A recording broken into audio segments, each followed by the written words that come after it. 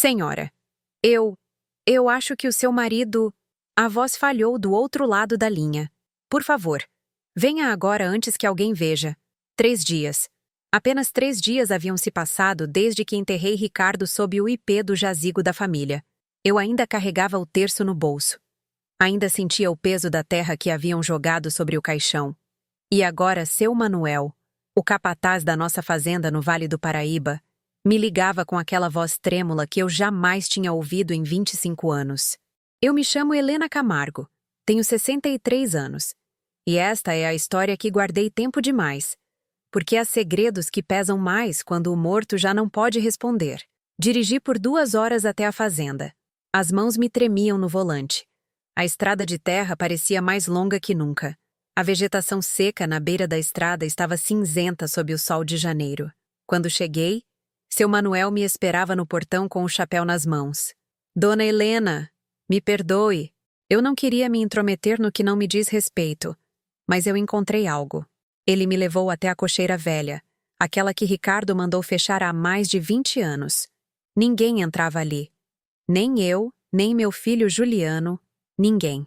A porta de madeira gemeu quando seu Manuel a empurrou, e então eu o vi. O cofre de ferro, aquele que Ricardo sempre manteve trancado, dizendo que continha papéis da fazenda e que nunca deveria ser aberto. Estava aberto, e dentro havia documentos, todos assinados na semana anterior à sua morte. Escrituras, procurações notariais, cartas, e no topo, um envelope lacrado com o meu nome escrito de seu próprio punho. Abrir somente na minha ausência. Senti o ar me faltar, porque depois de 38 anos de casamento, depois de criarmos nosso filho juntos, depois de compartilharmos a mesa, a cama e os silêncios, descobri que meu marido havia guardado algo tão importante que só podia ser revelado quando ele não estivesse mais aqui. Peguei o envelope com as mãos trêmulas, mas antes de abri-lo, algo mais chamou minha atenção. Uma fotografia antiga, colada com fita na parte interna da tampa do cofre. Uma mulher jovem, linda, com um vestido branco de renda. Não era eu. E no verso, com tinta desbotada, uma data. 15 de agosto de 1976. 1 ano antes de Ricardo e eu nos conhecermos. Há momentos na vida em que o tempo para. Aquele instante na cocheira foi um deles. Seu Manuel permaneceu em silêncio atrás de mim, respirando devagar, como se entendesse que estava testemunhando algo que não lhe cabia ver. Mas já era tarde. O cofre estava aberto. Os segredos de Ricardo expostos sob a luz empoeirada que entrava pelas frestas do telhado. Guardei a fotografia no bolso do meu paletó preto. O mesmo paletó que usei no funeral. Ainda cheirava ao incenso da igreja. Seu Manuel, eu disse sem me virar. Como você achou isso? Ele pigarreou. Bem, dona Helena. Ontem o Dr. Figueiredo, o advogado do Dr. Ricardo, veio aqui. Disse que tinha que revisar uns papéis da fazenda antes da leitura do testamento. Ele me pediu para abrir esta cocheira. Eu disse que não tinha a chave, que o Dr. Ricardo nunca me deu. Aí ele tirou uma chave do envelope que trazia e me disse: o Dr. Ricardo me deixou encarregado. Por favor, abra o senhor. Eu me virei para ele. E o Dr. Figueiredo viu o que havia dentro? Seu Manuel balançou a cabeça nervoso. Não, dona Helena. Eu abri a porta e ele só deu uma olhada rápida, como quem procura algo. Depois disse: isso não é mais necessário. E foi embora. Mas eu fiquei pensando, por que o Dr. Ricardo fechou esta cocheira por tantos anos? O que havia aqui? Suspirei. Então você voltou? Sim, senhora. Hoje de manhã bem cedinho. E eu vi o cofre. Estava ali, aberto, como se alguém tivesse deixado de propósito. De propósito. Essas palavras me atingiram. Ricardo não era um homem descuidado. Tudo o que ele fazia tinha um motivo. Se aquele cofre estava aberto, era porque ele queria que eu o encontrasse. Mas não imediatamente. Não no dia de sua morte. Não durante o funeral. 3 dias depois, o tempo suficiente para a dor inicial passar. O tempo exato para que eu pudesse pensar com clareza. Ou assim, ele acreditava. Fechei os olhos e, por um momento, voltei aos anos em que Ricardo e eu éramos jovens. Nos conhecemos em 1977, na feira de artesanato em Ouro Preto, Minas Gerais. Eu tinha 23 anos e trabalhava na loja de tecidos de tia Alice. Ele chegou numa tarde de outubro, alto, elegante, com aquele bigode fino que estava na moda na época e um sorriso que iluminava o local todo. "Você vende peças de linho fino?" ele perguntou. "Sim", eu respondi timidamente. "Mas as melhores foram vendidas hoje de manhã." "Então eu vou esperar que cheguem mais", ele disse, e se sentou numa cadeira de vime ao lado do balcão, e esperou 3 horas. Até que minha tia fechou a loja e lhe disse rindo: "Rapaz, não vai chegar mais nada aqui até a semana que vem." Ricardo sorriu. "Eu sei, mas eu queria uma desculpa para ficar." Naquela noite, ele me convidou para comer pastéis na feira. Conversamos até de madrugada. Ele me contou que era engenheiro agrônomo, que acabara de herdar uma fazenda no Vale do Paraíba, que sonhava em modernizar o campo brasileiro, mas sem perder as tradições. "Quero que meus filhos cresçam sabendo de onde vêm", ele me disse. "Que toquem a terra, que saibam o valor do trabalho honesto." Eu me apaixonei naquela noite, não por suas palavras, mas pela luz em seus olhos quando ele falava do futuro. Casamo-nos 6 meses depois na Igreja Matriz de São Miguel. Meu vestido era simples, de algodão branco com renda do Ceará. Ricardo chorou quando me viu caminhar até o altar. "Você é a mulher mais linda que já vi na minha vida", ele sussurrou enquanto o Padre Pedro nos abençoava. E eu acreditei nele. Por anos, acreditei em tudo. Mudamo-nos para a fazenda no Vale do Paraíba, uma propriedade linda cercada de montanhas, com plantações de café e um pomar de jabuticabas que dava frutos enormes e doces a cada primavera. A casa principal era de pau a pique e telhado de barro, com um pátio central cheio de primaveras roxas. Havia uma fonte de pedra-sabão no centro, e nas tardes, eu me sentava ali para costurar enquanto escutava o canto dos pássaros. Ricardo trabalhava desde o amanhecer, supervisionava as plantações, arrumava as cercas, falava com os trabalhadores. Era um patrão justo, respeitado, querido, e à noite voltava para casa cansado, mas feliz. Jantávamos juntos, sempre. Sopa, arroz com feijão e tutu de feijão em dias de festa. Depois, nos sentávamos na varanda para ver as estrelas, de mãos dadas em silêncio. Não precisávamos de palavras, ou assim eu pensava. 2 anos depois de casados, nasceu Juliano, um menino lindo, de olhos grandes e riso fácil. Ricardo o carregava nos braços e o passeava pela fazenda, ensinando-lhe os nomes das árvores, o ciclo das colheitas, o som do vento antes da chuva. "Este menino vai ser um homem de bem", Ricardo dizia com orgulho. "Vai cuidar desta terra quando eu não estiver mais aqui." Foram anos felizes, tranquilos, cheios de café coado no bule pelas manhãs, pão de queijo quentinho, risadas de Juliano correndo entre os sulcos, entardeceres cor de laranja. Mas agora, parada em frente àquele cofre aberto, com a fotografia de uma mulher desconhecida no meu bolso, me dei conta de algo terrível. Talvez aquela felicidade nunca tivesse sido completa. Talvez Ricardo sempre estivesse guardando algo, e eu, ocupada demais amando-o, nunca me detive para perguntar. "Dona Helena", a voz de seu Manuel me tirou dos pensamentos. "A senhora quer que eu vá embora ou precisa de ajuda com alguma coisa?" Eu olhei para ele. Era um homem mais velho, de quase 70 anos, que trabalhava na fazenda desde antes de eu chegar.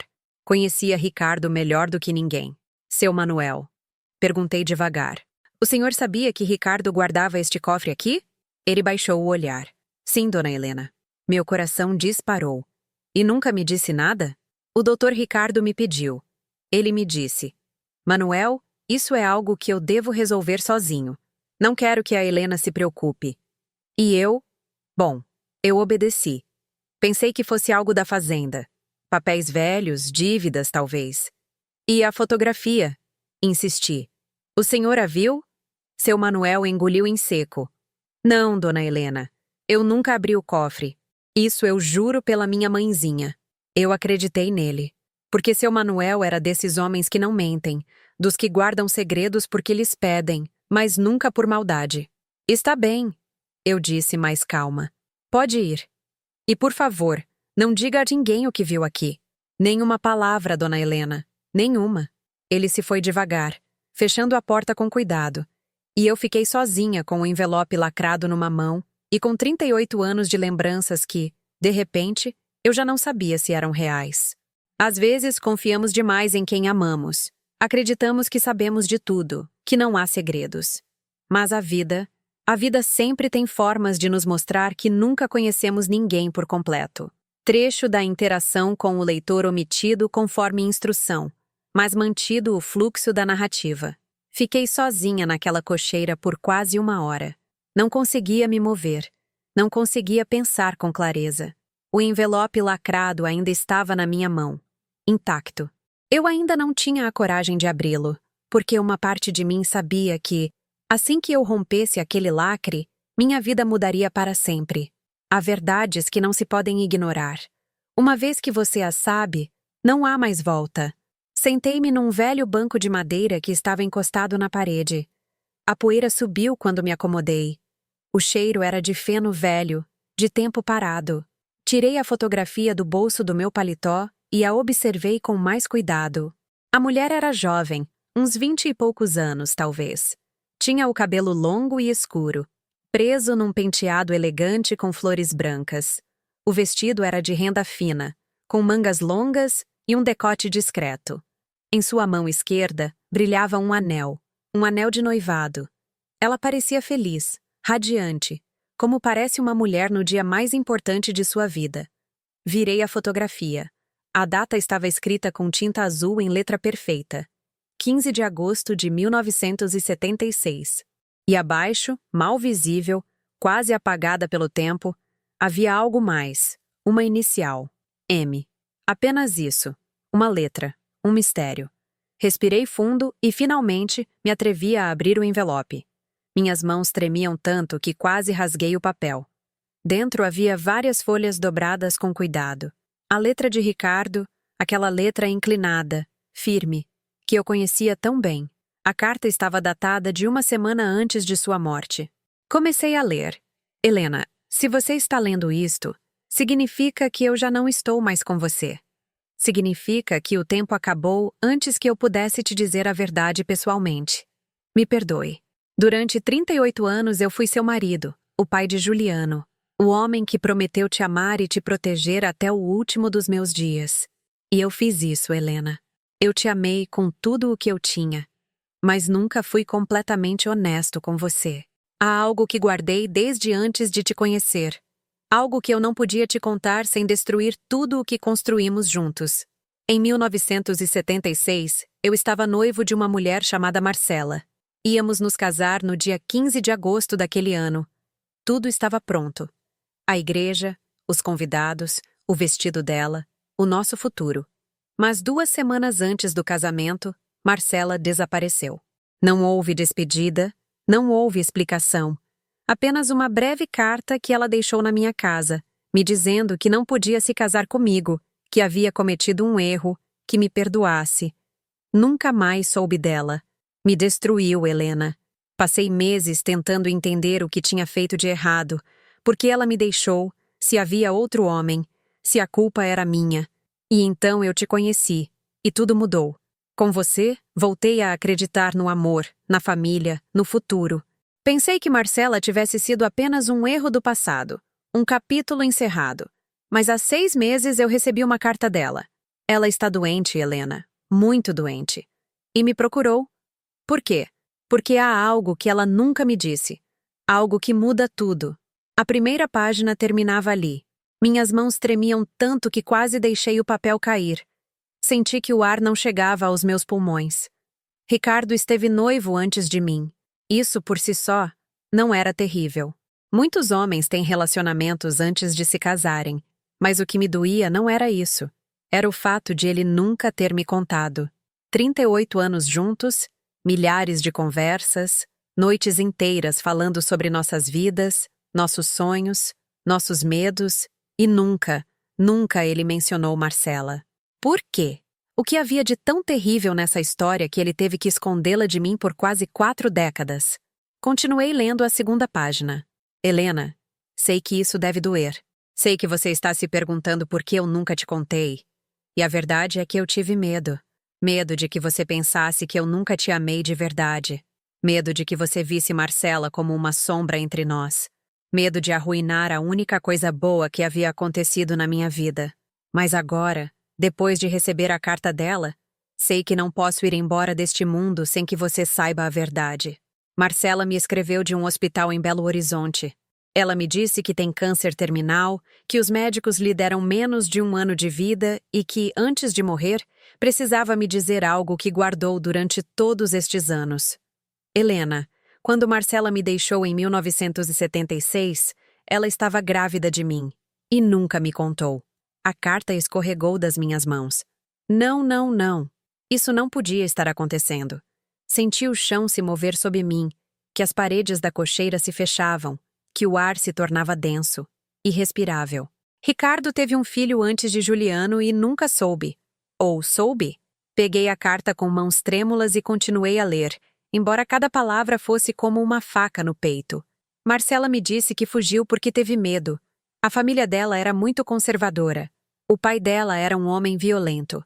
Quando ele soube que ela estava grávida sem estar casada, ameaçou expulsá-la de casa, deserdá-la. Então ela tomou uma decisão. Foi sozinha para Belo Horizonte, teve o bebê lá e o deu para adoção. Um menino, Helena. Eu tive um filho e nunca soube dele. Marcela me escreveu porque, antes de morrer, ela quer encontrá-lo, quer saber o que aconteceu com ele, e me pediu ajuda. Eu quis te contar todas as noites. Durante estes 6 meses, estive a ponto de te contar, mas não encontrava as palavras. Não sabia como te explicar que havia uma parte da minha vida que eu tinha escondido de você. Então eu tomei uma decisão. Contratei um investigador particular. Pedi a ele que procurasse esse menino, que agora já deve ser um homem de quase 48 anos. E ele encontrou Helena.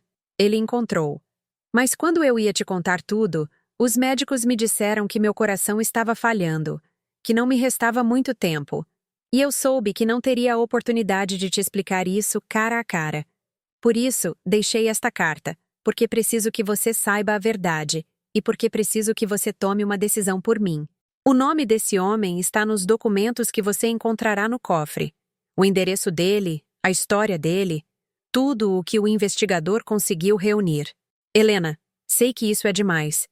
Sei que talvez você me odeie por ter escondido isso de você, e eu entendo.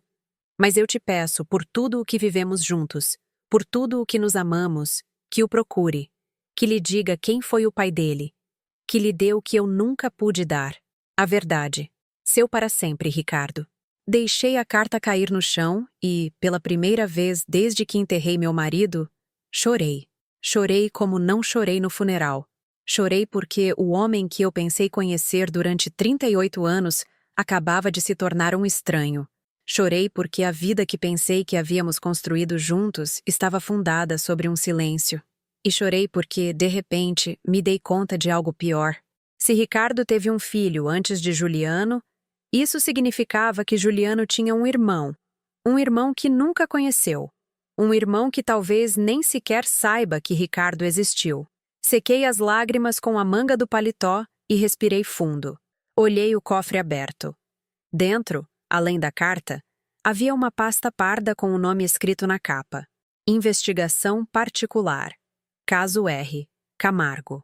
Eu a peguei, abri, e ali, na primeira página, estava a fotografia de um homem de uns 47 anos, cabelo escuro com alguns fios brancos, olhos profundos, um sorriso tímido. Ele se parecia com Ricardo. Meu Deus, ele se parecia tanto com Ricardo que era impossível negar. Abaixo da foto, seu nome. Henrique Azevedo. Local de residência. Belo Horizonte, Minas Gerais. Profissão. Professor de ensino médio. Estado civil. Divorciado, sem filhos. Fechei os olhos e, naquele momento, soube que minha vida acabava de se partir em 2. A vida antes de abrir o cofre e a vida depois, porque agora eu tinha que tomar uma decisão impossível. Eu contava a Juliano que ele tinha um irmão? Eu procurava aquele homem, Henrique, e lhe contava a verdade? Ou eu guardava o segredo, como Ricardo fez por quase 50 anos, e deixava que tudo ficasse enterrado junto com ele? Saí da cocheira quando já estava escurecendo. O céu havia ficado violeta. As montanhas ao redor do Vale do Paraíba pareciam negras contra o horizonte. Seu Manuel já havia ido embora. A fazenda estava em silêncio. Caminhei até o meu carro, guardei a pasta e a carta na minha bolsa e dirigi de volta para São Paulo, a capital. Durante todo o caminho não consegui parar de pensar numa coisa. Ricardo me pediu para dar a verdade a esse homem. Mas, a que custo? Dizer a Henrique que seu pai morreu sem conhecê-lo era cruel. Dizer a Juliano que ele tinha um irmão secreto podia destruir a imagem que tinha de seu pai. E dizer a mim mesma em voz alta significava aceitar que o homem que amei nunca confiou em mim por completo. Quando cheguei em casa, já era meia-noite. A sala estava escura. Juliano tinha vindo me acompanhar durante o funeral, mas já havia retornado para Campinas, onde morava com a esposa e as 2 filhas. Sentei-me no sofá com a pasta nas mãos, e ali, no silêncio da minha casa vazia, tomei uma decisão. Eu ia procurar Henrique. Não porque Ricardo tivesse me pedido, mas porque aquele homem tinha o direito de saber de onde vinha, quem foi seu pai, por que sua mãe o deu para a adoção. Mesmo que isso significasse abrir uma ferida que estava fechada há quase 50 anos. Durante os 3 dias seguintes, não fiz absolutamente nada. A pasta ficou sobre a mesa de jantar, fechada, a carta de Ricardo dobrada dentro da minha bolsa, a fotografia de Henrique guardada na gaveta do meu criado mudo, debaixo das meias que eu já não usava. Não podia vê-la, não podia lê-la outra vez, porque cada vez que fazia isso, sentia que algo dentro de mim se quebrava um pouco mais. Levantei-me todas as manhãs tentando seguir com a minha vida. Preparei café, reguei as plantas do pátio, amarrei as primaveras que haviam se soltado com o vento, arrumei as camas, lavei a louça, todas aquelas pequenas coisas que se faz para fingir que está tudo bem. Mas por dentro, eu estava destruída, porque cada canto daquela casa me lembrava Ricardo. O sofá onde ele se sentava para ler o jornal aos domingos, a xícara de cerâmica azul que usava para o seu café coado, o closet onde ainda penduravam suas camisas xadrez, cheirando a sua loção de lavanda. E agora, cada uma dessas lembranças vinha acompanhada de uma pergunta. Quando ele pensou em me contar a verdade? Alguma vez esteve perto de me contar? Ou sempre planejou levar o segredo para o túmulo? No 4º dia, Juliano me ligou. Mãe, como você está? A voz dele soava preocupada, carinhosa, como sempre. Bem, meu amor. Eu menti. Aqui, devagar.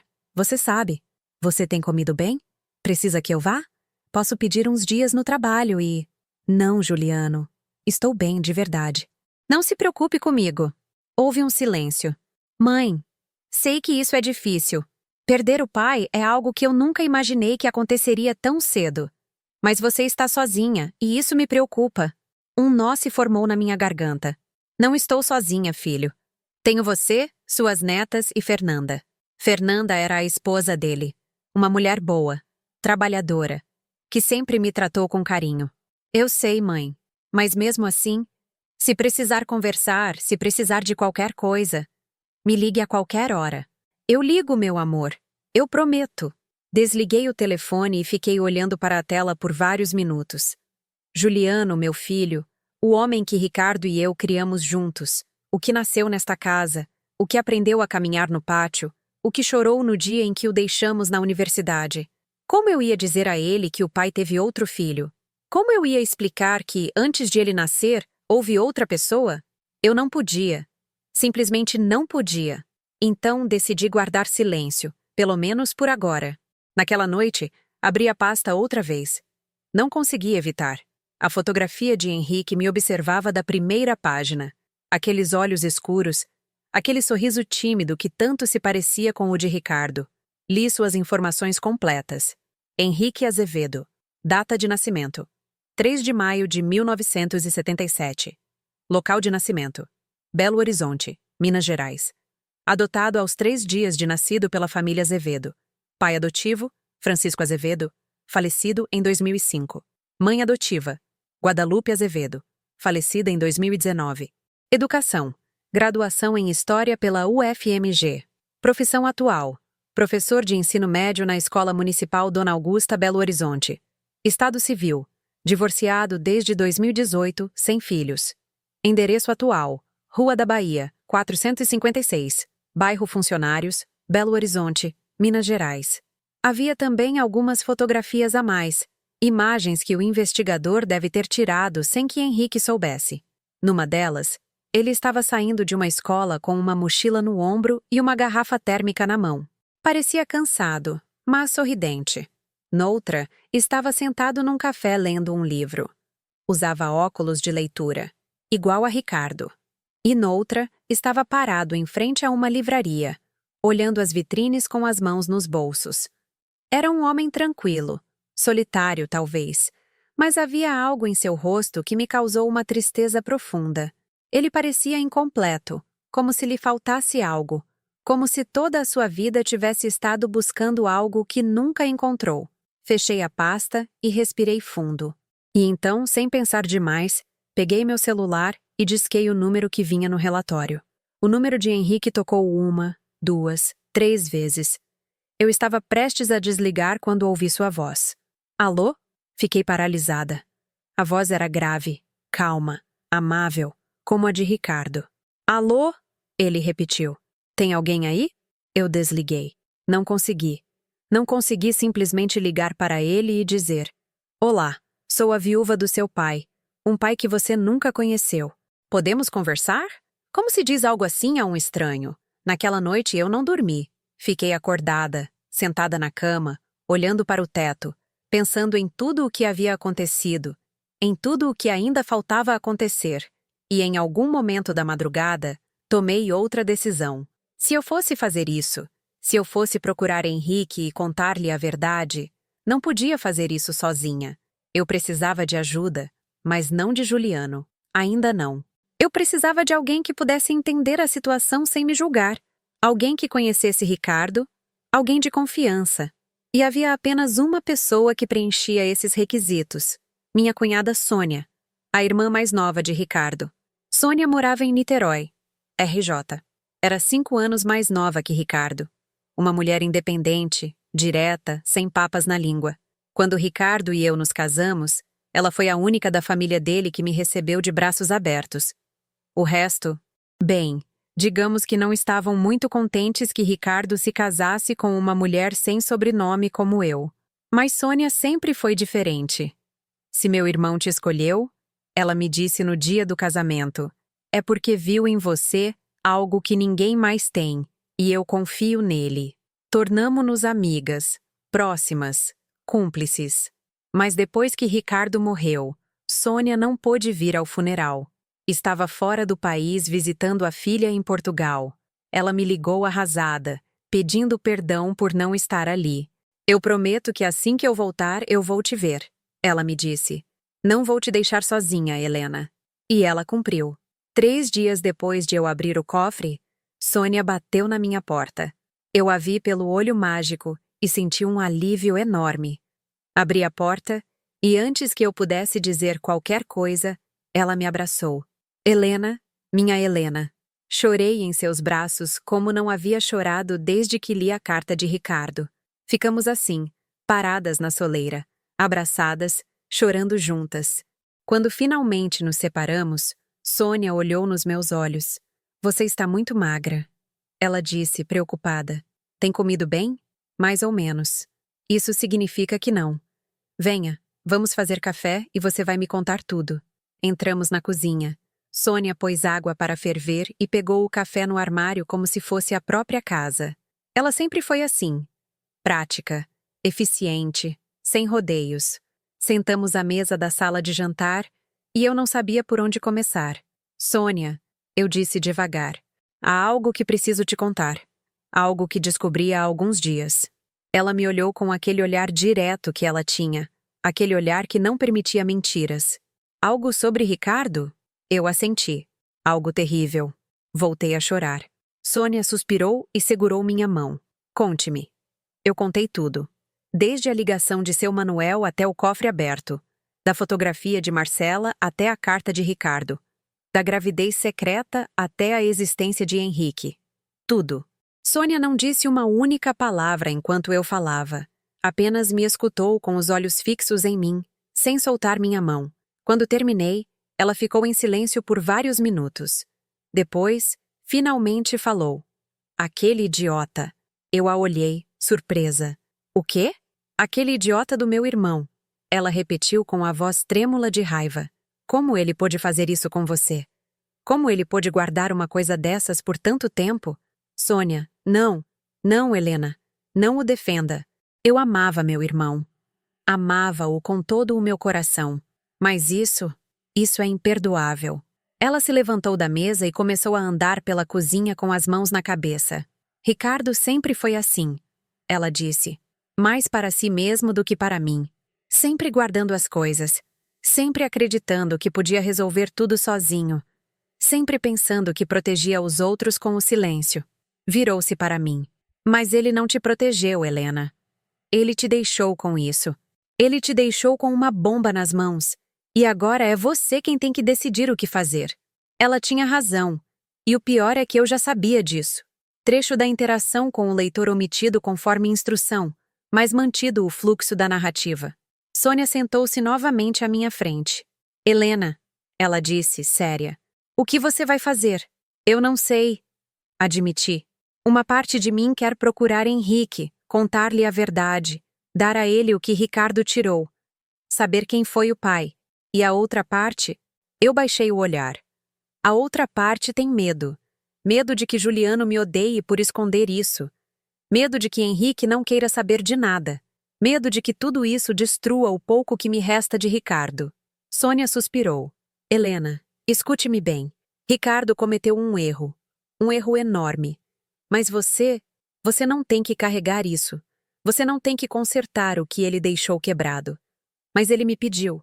Ele não tinha o direito de te pedir. Essas palavras me atingiram, porque ela tinha razão. Ricardo não tinha o direito de me deixar essa responsabilidade. Não tinha o direito de me pedir para procurar aquele homem, que lhe dissesse a verdade, que consertasse o passado dele. Mas, e se eu não fizesse isso? E se eu deixasse Henrique continuar vivendo sem saber? Isso me faria melhor que Ricardo? Eu não sei o que fazer, Sônia. Sussurrei com lágrimas nos olhos. De verdade que eu não sei. Ela me abraçou. Tudo bem não saber, Helena. Tudo bem se sentir perdida. Mas há algo que eu sei. O quê? Que seja o que for que você decida, eu vou estar com você. Você não vai passar por isso sozinha. E naquele momento, eu me dei conta de algo. Talvez Ricardo tenha me deixado essa carga, mas eu não precisava carregá-la sozinha. Eu tinha Sônia, tinha Juliano, tinha a minha própria força, e embora eu não soubesse o que ia fazer, sabia que, eventualmente, tomaria uma decisão e viveria com as consequências, como sempre fiz. Sônia ficou comigo naquela noite. Preparou sopa de legumes, me obrigou a comer, embora eu não tivesse fome, e depois nos sentamos na sala para ver um velho filme em preto e branco que nenhuma de nós estava realmente assistindo. Só precisávamos de companhia, de silêncio compartilhado, de alguém que entendesse que, às vezes, as palavras são desnecessárias. Antes de ir dormir, Sônia me pegou pelas mãos. Helena, prometa-me algo. O quê? Que você não vai tomar nenhuma decisão importante esta semana. Dê tempo ao seu coração. Respire, pense. E quando estiver pronta, eu estarei aqui. Eu assenti. Eu prometo. Mas naquela noite, quando Sônia já estava dormindo no quarto de hóspedes, eu continuava acordada, olhando para o teto, pensando, porque, embora eu tivesse prometido que não tomaria decisões apressadas, havia algo que eu não podia deixar de fazer. Eu precisava saber mais. Mais sobre Marcela. Mais sobre o que aconteceu em 1976. Mais sobre aquele filho que ela deu para a adoção e que agora era um professor de ensino médio em Belo Horizonte. Eu precisava entender. Na manhã seguinte, enquanto Sônia preparava café, eu lhe disse que precisava ir a um lugar. Aonde? Ela perguntou sem se virar. Para Belo Horizonte. Sônia deixou a xícara que estava lavando e se virou lentamente. Helena, você acabou de me prometer que não faria nada apressado. E não estou fazendo. Respondi, calma. Não vou procurar Henrique ainda. Não. Só preciso ver. Preciso saber como ele é, onde ele mora, como é a vida dele. Isso se chama espionar. Chama-se me proteger, corrigi. Porque se eu for tomar a decisão de me aproximar dele, preciso saber com quem estou lidando. Não posso simplesmente aparecer na vida dele sem saber de nada. Sônia me olhou por um longo tempo. Depois suspirou. Está bem, mas você não vai sozinha. Sônia... Não, Helena. Você não vai sozinha. Se você vai fazer isso, eu vou com você. E não aceito não como resposta. Eu a olhei e vi em seus olhos a mesma determinação que Ricardo tinha quando tomava uma decisão. Está bem, cedi. Vamos juntas. 3 dias depois, Sônia e eu estávamos num ônibus rumo a Belo Horizonte. Decidimos não voar. Não queríamos deixar rastros. Não queríamos que ninguém soubesse para onde íamos nem por quê. A viagem durou quase 7 horas. 7 horas de estrada, de paisagens que mudavam lentamente, de cidades pequenas que passavam pela janela como lembranças borradas. Sônia tentou me distrair com conversas. Contou-me sobre a filha em Portugal, sobre os netos, sobre seus planos para reformar a casa em Niterói, mas eu mal escutava, porque cada quilômetro que nos aproximava de Belo Horizonte me aproximava também de uma verdade que eu não sabia se queria enfrentar. Chegamos ao meio-dia. Hospedamo-nos num hotel pequeno no centro da cidade. Nada luxuoso, apenas um lugar discreto para passar a noite. Depois de deixarmos nossas malas, Sônia pegou a pasta que eu havia trazido. Certo, ela disse lendo o endereço. Rua da Bahia 456, bairro Funcionários. O que você quer fazer? Ir direto? Não, respondi. Primeiro quero ver a escola onde ele trabalha. Quero vê-lo de longe. Sônia assentiu. Está bem, vamos. Pegamos um táxi até a Escola Municipal Dona Augusta. Era um prédio grande de 2 andares, pintado de amarelo e branco. Havia crianças saindo das salas de aula, correndo pelos corredores, rindo, gritando, o barulho normal de uma escola. Ficamos paradas do outro lado da rua, sob a sombra de uma árvore jacarandá. A que horas você disse que ele saía? Sônia perguntou. O relatório diz que ele normalmente sai às 2 da tarde. Eram 13h40. Esperamos. 20 minutos depois, o portão principal se abriu e os professores começaram a sair. Meu coração batia tão forte que parecia que ia sair pela boca. E então, eu o vi. Henrique saiu caminhando devagar, com uma mochila no ombro e uma garrafa térmica na mão. Usava uma camisa xadrez azul clara, calças jeans e sapatos confortáveis. Usava óculos, o cabelo um pouco despenteado pelo vento. Parecia cansado, mas também tranquilo. Parou na calçada, tirou o celular do bolso e checou algo. Depois guardou o telefone, ajeitou a mochila e começou a caminhar. É ele! Eu sussurrei, quase sem voz. Sônia segurou meu braço. Você está bem? Eu não respondi, porque não estava bem. Porque ver aquele homem era como ver um fantasma. Um fantasma de Ricardo. Ele caminhava como ele. Tinha a mesma postura, a mesma forma de inclinar a cabeça quando pensava. Meu Deus, era o filho dele. Não havia dúvida. Nós o seguimos de longe. Não sei se foi correto, não sei se foi ético, mas eu precisava saber mais. Henrique caminhou umas 4 quadras até chegar a uma pequena lanchonete de esquina. Entrou, sentou-se junto à janela, pediu algo, tirou um livro da mochila e começou a ler. Sônia e eu ficamos do outro lado da rua, observando-o. O que estamos fazendo, Helena? Sônia me perguntou em voz baixa. O que esperamos encontrar? Eu não sei, admiti. Só preciso vê-lo. Preciso saber como é a vida dele antes de quebrá-la. Porque era isso que ia acontecer, não era? Se eu me aproximasse dele e contasse a verdade, a vida dele mudaria para sempre. Assim como a minha mudou quando abri aquele cofre. Ficamos ali por quase 1 hora, vendo Henrique ler, tomar seu café, como de vez em quando olhava pela janela com aquela expressão ausente de alguém que está pensando em outra coisa. Em algum momento, uma mulher jovem se aproximou de sua mesa, sorriu para ele, disse algo. Ele levantou o olhar, sorriu também, mas negou com a cabeça. A mulher se foi e Henrique voltou para o seu livro. Ele é solitário, Sônia murmurou. Dá para notar. Ela tinha razão. Havia algo que Henrique irradiava. Solidão. Não tristeza, não amargura. Apenas solidão, como se toda a sua vida tivesse estado acostumado a estar só. como se nunca tivesse encontrado seu lugar no mundo. Quando Henrique saiu da lanchonete, nós o seguimos de novo. Ele caminhou até um sebo, livraria de livros usados. Entrou. Passou quase meia hora ali, revisando livros, folheando-os com cuidado, como se cada um fosse um tesouro. Comprou livros finos de poesia. Depois, caminhou até uma padaria e comprou um pão francês e um café para a viagem. Finalmente, chegou à sua casa. Um prédio de apartamentos de 3 andares pintado de bege. Nada elegante, mas limpo, bem cuidado. Henrique subiu as escadas até o 2º andar e entrou em um dos apartamentos. Ficamos paradas do outro lado da rua, olhando a janela de seu apartamento. As cortinas estavam abertas. Pudemos vê-lo se mover lá dentro, deixar a mochila, pôr água para ferver, sentar-se num pequeno sofá com um dos livros que acabara de comprar.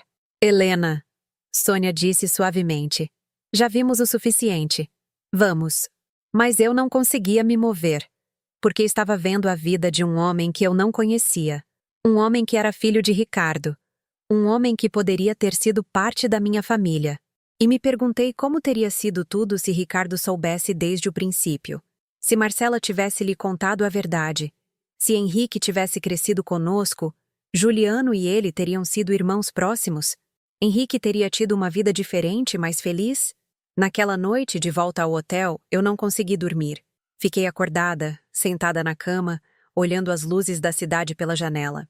Sônia estava dormindo na cama ao lado, respirando profundamente. E eu só conseguia pensar em Henrique, em sua vida solitária, em sua rotina simples, naquela expressão ausente que ele tinha quando olhava pela janela da lanchonete. Ele sabia que era adotado. O relatório do investigador não dizia. Alguma vez ele se perguntou sobre seus pais biológicos? Alguma vez sentiu que lhe faltava algo? Na manhã seguinte, tomamos outra decisão. Antes de voltar para São Paulo, Sônia sugeriu algo. Helena, e se procurarmos Marcela? Eu a olhei, surpresa. Marcela? Sim. Ricardo disse que ela estava doente, que estava num hospital aqui em Belo Horizonte. Talvez ela possa nos dar mais respostas. Eu pensei. E embora uma parte de mim não quisesse enfrentá-la, outra parte sabia que Sônia tinha razão. Eu precisava ouvir a versão de Marcela. Precisava saber por que ela fugiu, por que nunca contou a verdade a Ricardo, por que deu o filho para adoção, porque só assim eu poderia entender completamente o que havia acontecido. Liguei para o investigador particular que Ricardo havia contratado, expliquei quem eu era e pedi informações sobre Marcela. Dona Camargo, ele me disse com voz séria. Entendo que isso é difícil para a senhora, mas devo adverti-la de algo. A senhora Marcela está muito grave. Quando o senhor Ricardo me contratou, ela estava em tratamento. Mas segundo meu último relatório, há 2 semanas ela entrou em cuidados paliativos. O mundo caiu aos meus pés. O que isso significa? Significa que os médicos já não podem fazer mais por ela. Restam-lhe semanas, talvez dias. Fechei os olhos. Marcela estava morrendo. E se eu não a procurasse agora, nunca teria a oportunidade de falar com ela. Em que hospital ela está? Perguntei.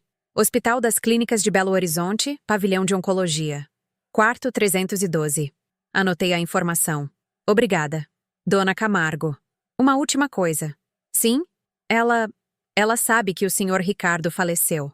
Eu a informei há 1 semana quando a senhora me contatou.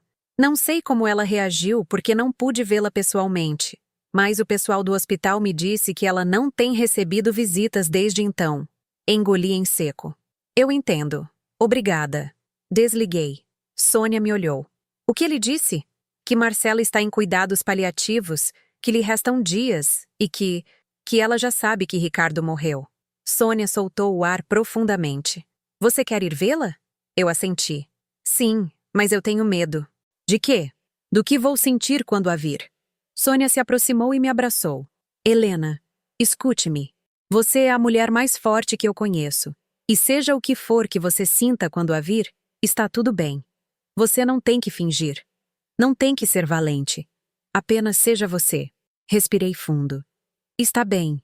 Vamos. 1 hora depois, estávamos paradas em frente ao Hospital das Clínicas de Belo Horizonte. Um edifício enorme, branco, com janelas que refletiam o sol da tarde. Entramos, subimos ao terceiro andar, caminhamos pelos corredores do pavilhão de oncologia, onde o cheiro de desinfetante se misturava com algo mais pesado, algo que eu não conseguia descrever, mas que reconheci de imediato: o cheiro da morte próxima. Chegamos ao quarto 312. A porta estava entreaberta. Fiquei paralisada. Sônia segurou minha mão. Está pronta? Eu não estava, mas assenti mesmo assim e empurrei a porta. O quarto era pequeno, simples. Uma cama, uma cadeira, uma janela com cortinas brancas que deixavam a luz do entardecer entrar. E na cama estava ela, Marcela. A mulher da fotografia já não existia. Em seu lugar, havia alguém irreconhecível, magra, pálida, com o cabelo completamente branco e escasso, os olhos fundos, as mãos como galhos secos sobre os lençóis. Mas quando me viu entrar, seus olhos se abriram e neles vi algo que não esperava. Reconhecimento. Você, ela sussurrou com voz fraca, quase inaudível. Você é Helena. Fiquei paralisada. Como? Ricardo me mostrou uma fotografia sua, ela disse com esforço. Há meses quando ele veio me ver. O mundo parou. Ricardo? Veio te ver? Ela assentiu devagar. Sim. Antes de morrer, ele me procurou. Me perguntou sobre nosso filho. Senti as pernas tremerem, e Marcela fechou os olhos. E eu contei tudo. Sentei-me lentamente na cadeira que estava ao lado da cama. Minhas pernas não podiam mais me sustentar. Sônia ficou de pé atrás de mim, com uma mão no meu ombro, silenciosa, presente.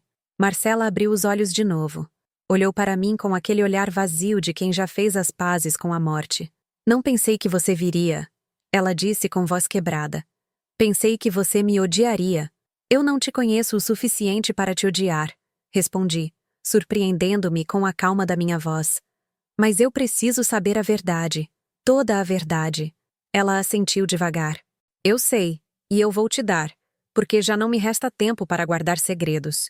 Ela tomou ar com dificuldade. Cada respiração parecia lhe custar um esforço enorme. Quer água? Perguntei. Não, apenas me escute. Antes que seja tarde demais. Marcela começou a falar, e eu só pude escutar. Eu conheci Ricardo em 1975, ela disse. Eu tinha 22 anos. Ele, 25. Fomos apresentados por um amigo em comum numa festa em Ouro Preto. Ricardo tinha acabado de terminar a faculdade. Eu estava terminando a minha. Pedagogia. Fez uma pausa. Nós nos apaixonamos rápido demais, talvez. Mas era algo lindo, algo real. Ricardo era diferente de todos os homens que eu havia conhecido. Era amável, respeitoso, sonhador. Eu a escutei sem interromper. Aos 6 meses, ele me pediu em casamento. Eu disse que sim sem pensar. Eu estava tão feliz, tão iludida. Pensei que finalmente havia encontrado meu lugar no mundo. Sua voz falhou. Mas então me dei conta de que estava grávida. Fechou os olhos. Foi em junho de 1976, 2 meses antes do casamento. Eu fiz um teste em segredo, e quando deu positivo, eu me senti aterrorizada. Por quê? Perguntei suavemente. Se vocês iam se casar de qualquer forma. Por causa do meu pai, ela disse com amargura na voz. Meu pai era um homem terrível, violento, controlador e muito, muito religioso. Abriu os olhos e me olhou. Para ele, engravidar antes do casamento era o pior pecado que uma mulher podia cometer. Não importava que eu já estivesse noiva. Não importava que o casamento fosse dali a 2 meses. Para ele era uma desonra. Engoliu em seco. E eu sabia. Sabia como ele reagiria. Sabia que me expulsaria de casa, que me deserdaria, que diria a todos que eu era uma qualquer. Uma lágrima escapou. Mas o pior é que eu também sabia o que ele faria com Ricardo. Meu pai odiava Ricardo. Marcela continuou. Dizia que era um homem sem ambição, que a fazenda no Vale do Paraíba era uma ruína, que eu merecia algo melhor. Ele só aceitou o noivado porque minha mãe o convenceu, mas sempre esteve buscando uma razão para rompê-lo. E a gravidez era essa razão. Eu completei. Exato. Se meu pai descobrisse, não só me expulsaria, como também destruiria Ricardo. Usaria seus contatos para arruiná-lo, para se assegurar de que ele nunca pudesse erguer a cabeça. Fez uma pausa longa. Então eu tomei uma decisão terrível. Eu escrevi uma carta a Ricardo. Disse com a voz trêmula. Eu lhe disse que não podia me casar com ele, que havia cometido um erro, que não o amava o suficiente. Mas era mentira. Eu sussurrei. Sim, era mentira. Eu o amava com todo o meu ser, mas pensei que era a única forma de protegê-lo, de me proteger, de proteger o bebê. E o que você fez? Eu fui embora. Naquela mesma noite peguei um ônibus para Belo Horizonte. Não contei a ninguém para onde ia. Apenas desapareci. Limpou as lágrimas com o dorso da mão. Fiquei na casa de uma prima distante. Eu lhe disse que havia rompido com meu noivo e que precisava de um lugar para ficar. Ela não fez perguntas, me deixou ficar, e eu passei esses meses escondida, esperando. Henrique nasceu no dia 3 de maio de 1977. Ela continuou. No Hospital das Clínicas, num hospital público. Eu estava sozinha durante todo o parto. Não havia ninguém comigo, nem minha mãe, nem minhas amigas, nem Ricardo. Sua voz falhou completamente. Quando o vi pela primeira vez, quando o tive em meus braços, eu soube que havia cometido o maior erro da minha vida. Ela chorou. Um choro silencioso, profundo. Porque aquele bebê se parecia tanto com Ricardo, tinha seus olhos, seu nariz, suas mãos, e eu sabia que não podia ficar com ele. Por que não? Sônia perguntou por trás com a voz trêmula. Porque eu não tinha como sustentá-lo, respondeu Marcela. Eu não tinha dinheiro, não tinha trabalho, não tinha família que me apoiasse. E eu sabia que, se voltasse para casa com um bebê, meu pai tornaria a vida impossível para mim e para o menino também. Fechou os olhos. Então, 3 dias depois que nasceu, eu o dei para a adoção. O silêncio naquele quarto era ensurdecedor. Marcela continuava chorando. Eu não sabia o que sentir. Raiva, compaixão, tristeza, tudo ao mesmo tempo. E depois? Perguntei devagar. O que aconteceu depois? Depois eu tentei reconstruir minha vida. Consegui um trabalho como professora numa escola primária. Eu me casei, me divorciei, voltei a me casar, tive outro filho, mas o perdi durante a gravidez. Fez uma pausa. E todos os dias, durante 47 anos pensei em Henrique. Onde ele estaria, se estaria bem, se me odiava por tê-lo abandonado. Você nunca tentou procurá-lo? Sônia perguntou. Não, admitiu Marcela. Porque eu tinha medo. Medo de que me rejeitasse. Medo de abrir essa ferida. Medo de confrontar o que eu havia feito. Ela se virou para mim. Até que me diagnosticaram câncer, há 2 anos, e eu soube que meu tempo estava acabando. Foi então que eu procurei Ricardo. Ela disse. Eu não sabia se ele ainda estava vivo. Não sabia se havia se casado. Não sabia nada. Mas eu precisava encontrá-lo. Precisava contar a verdade antes de morrer. E como você o encontrou? Pela internet. Eu procurei o nome dele e apareceu. Ricardo Camargo, dono da fazenda no Vale do Paraíba, casado com Helena Camargo, um filho, Juliano. Olhou para mim com algo parecido com culpa. Quando vi sua fotografia, quando vi que Ricardo havia construído uma vida linda, me senti aliviada, mas também me senti destruída, porque me dei conta de que ele tinha sido feliz sem mim e que eu havia desperdiçado minha vida guardando um segredo que já não importava. Eu lhe escrevi uma carta, ela continuou. Contei tudo, a gravidez, Henrique, a adoção, e pedi perdão. Eu não esperava que ele me respondesse, mas ele respondeu. Meu coração batia tão forte que parecia que ia explodir. O que ele disse? Que queria me ver, que precisava saber mais, que queria procurar nosso filho. Ela limpou as lágrimas. Ele veio aqui a Belo Horizonte há 7 meses. Foi a primeira vez que o vi em mais de 40 anos. E como foi esse encontro? Marcela sorriu tristemente.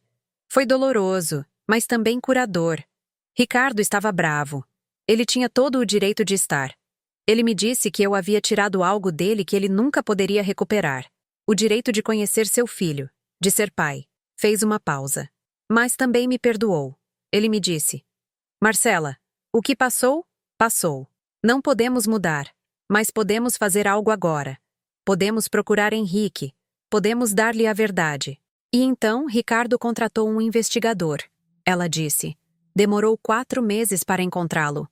E quando encontrou, Ricardo veio me ver de novo. Ele me mostrou as fotografias, me contou tudo sobre ele. E o que você sentiu? Perguntei, embora não tivesse certeza se queria saber a resposta. Senti alívio, porque Henrique estava bem. Tinha uma vida, um trabalho. Não era rico, mas também não estava sozinho. E se parecia tanto com Ricardo que não havia dúvida de que era nosso filho. Fechou os olhos. Ricardo me disse que ia se aproximar dele, que ia contar-lhe a verdade, mas antes queria preparar tudo. Queria se assegurar de que Henrique estivesse pronto para escutar. E então, Ricardo morreu. Eu completei. Sim, o investigador me disse há uma semana, e eu soube que era meu castigo, que Deus estava me cobrando todo o mal que eu havia feito, porque agora, Henrique nunca saberá quem foi seu pai. Inclinei-me para a frente. Marcela? Eu disse com voz firme. Henrique sabe que é adotado? Ela assentiu. Sim, os pais adotivos dele lhe contaram quando ele tinha 15 anos. Mas ele nunca tentou procurar os pais biológicos. Pelo menos foi o que o investigador descobriu. Por que não? Marcela suspirou. Porque os pais adotivos foram bons com ele. O amaram, o cuidaram. E ele lhes foi leal. Nunca quis machucá-los procurando outra pessoa. Fechei os olhos. Henrique não havia procurado a verdade porque não queria ferir as pessoas que o criaram. Igual a mim, que não queria ferir Juliano contando-lhe sobre este irmão secreto. Éramos iguais, prisioneiros do nosso próprio sentido de lealdade.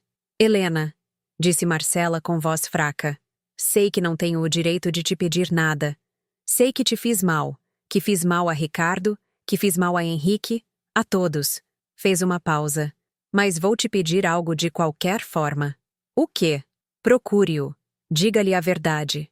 Diga-lhe que Ricardo queria conhecê-lo, que eu sinto muito, que nunca deixei de pensar nele. Olhou para mim com aqueles olhos fundos, cheios de súplica. Dê-lhe o que eu nunca dei. Uma família, uma história, um lugar de onde ele vem. Eu não pude responder, porque não sabia se podia prometer isso a ela. Não sabia se tinha a força. Mas antes que eu pudesse dizer algo, Marcela voltou a falar. Helena, há algo mais que você precisa saber.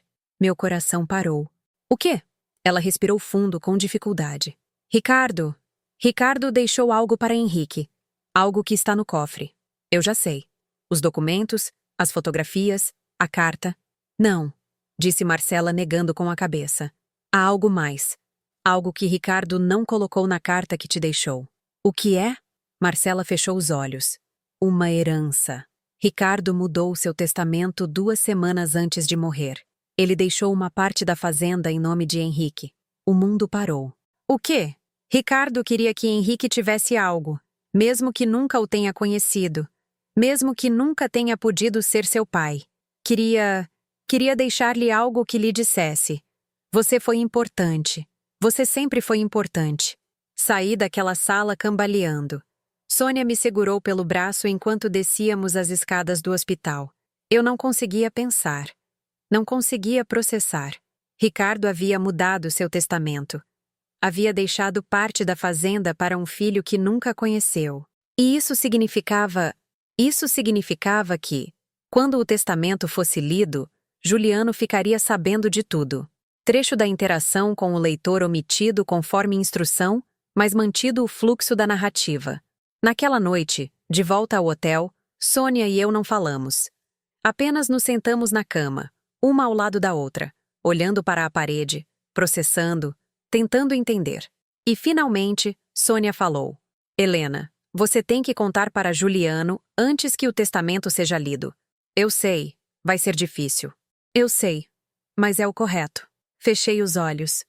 Eu sei, porque, no fundo, eu sempre soube. Eu sempre soube que não conseguiria guardar este segredo, que eventualmente teria que encará-lo, e que, quando o fizesse, tudo mudaria para sempre. A viagem de volta para São Paulo, a capital, foi a mais longa da minha vida. Sônia tentou dormir, mas eu sabia que ela também não conseguia. Eu a escutava se mexer no banco ao lado, suspirando de vez em quando, buscando uma posição confortável que nunca chegava. Eu apenas olhava pela janela do ônibus, a paisagem escura, as luzes das cidades pequenas que passávamos, as estrelas que brilhavam no céu sem lua, e pensava em como eu ia contar a Juliano que seu pai havia tido outro filho, pensava nas palavras exatas que usaria, pensava no rosto dele quando escutasse, pensava se ele algum dia me perdoaria por ter escondido isso dele, mesmo que fosse só por alguns dias. Chegamos a São Paulo às 6 da manhã. O céu estava apenas clareando, as ruas vazias. O ar frio de janeiro me atingiu quando descemos do ônibus. Sônia me abraçou antes de pegar um táxi para Niterói, RJ. Me ligue depois de falar com Juliano, ela me disse. Não importa a hora, só me ligue. Você é mais forte do que pensa. Não se esqueça. Eu assenti, embora não me sentisse forte. Eu me sentia quebrada. Cheguei em casa quando o sol já estava nascendo. Deixei minha mala na entrada, servi-me um copo de água, sentei-me à mesa de jantar e peguei meu telefone. Disquei o número de Juliano. Tocou 3 vezes antes que ele atendesse. Mãe! A voz dele soava sonolenta. Você está bem? São 6:30 da manhã. Juliano! Minha voz falhou. Eu preciso que você venha para casa hoje, o mais rápido possível. O que aconteceu? Você está doente? Não, não estou doente. Mas eu preciso falar com você. É importante. Houve um silêncio. É algo sobre o pai? Fechei os olhos. Sim, eu estou indo. Me dê 3 horas. Eu pego o primeiro voo que conseguir. Obrigada, meu amor. Mãe, você está me assustando. Eu sei. Me perdoe, mas eu te vejo em breve. Sim, estou indo. Ele desligou. Essas 3 horas foram eternas. Eu tomei banho, vesti roupas limpas, preparei café coado, peguei pão doce que tinha guardado no armário, tudo mecanicamente, como um robô, porque se eu pensasse demais no que ia fazer, eu não ia conseguir. Juliano chegou às 10 da manhã, entrou pela porta com sua mala de mão, o cabelo despenteado, a camisa amarrotada. Ele parecia cansado, preocupado. Mãe! Ele disse, me abraçando forte. O que está acontecendo? Sente-se, filho, por favor. Sentamo-nos na sala, no mesmo sofá onde tantas vezes havíamos nos sentado como família. Ricardo, Juliano e eu. Juliano me olhava com aqueles olhos grandes, cheios de preocupação, e eu não sabia por onde começar. Juliano, eu disse finalmente com a voz trêmula, o que eu vou te contar vai mudar tudo o que você achava que sabia sobre seu pai. Ele ficou tenso. O que ele fez? Ele não fez nada de ruim, esclareci rapidamente. Pelo menos não intencionalmente, mas ele guardou um segredo muito grande. E agora eu tenho que te contar. Mãe, você está me assustando. Apenas me diga o que é. Respirei fundo. Seu pai, antes de me conhecer, estava noivo de outra mulher. Juliano piscou. E daí? Muita gente tem namoros antes de se casar. E essa mulher? Eu continuei. Ficou grávida. De seu pai. O silêncio que se seguiu foi como um trovão. Juliano ficou paralisado. O rosto dele passou da confusão ao choque em questão de segundos. O quê? Você está me dizendo que eu tenho um irmão? Sim. Seu pai teve um filho que nunca conheceu, porque a mãe fugiu sem lhe dizer nada e deu o bebê para adoção. Seu pai, ele soube disso há 6 meses, quando a mãe desse menino, que agora é um homem de 47 anos, lhe escreveu uma carta contando a verdade. Juliano começou a andar de um lado para o outro com as mãos na cabeça. Não. Isso não pode ser verdade. Eu lhe contei tudo. Desde a ligação de seu Manuel até o cofre aberto, da carta de Ricardo até minha viagem a Belo Horizonte, do meu encontro com Marcela até a revelação final. O testamento. Quando cheguei a essa parte, Juliano parou de repente. O pai deixou parte da fazenda para ele? Sim, para um homem que nunca conheceu. Sim. E quando você ia me contar isso? Eu estou te contando agora. Depois que você já sabia? Há quanto tempo você está guardando isso, mãe? Dias, semanas, dias, apenas dias. Juliano, eu também acabei de descobrir. Mas você sabia e não me disse nada. A voz dele falhou. Por que, mãe? Por que você não me disse imediatamente? Eu me levantei e caminhei até ele. Porque eu tive medo, Juliano. Medo de como você ia reagir. Medo de que você odiasse seu pai. Medo de te perder. Me perder? Juliano olhou para mim com lágrimas nos olhos. Mãe, eu nunca te deixaria, mas eu sinto que tudo em que eu acreditava era uma mentira. Não era uma mentira. Sim, era. O pai mentiu para nós. Para você, para mim, para todos. Durante 38 anos, ele viveu com um segredo que nunca nos contou. E agora? Agora, acontece que eu tenho um irmão que nem sequer sabe que eu existo. Ele se deixou cair no sofá com a cabeça entre as mãos. Qual é o nome dele?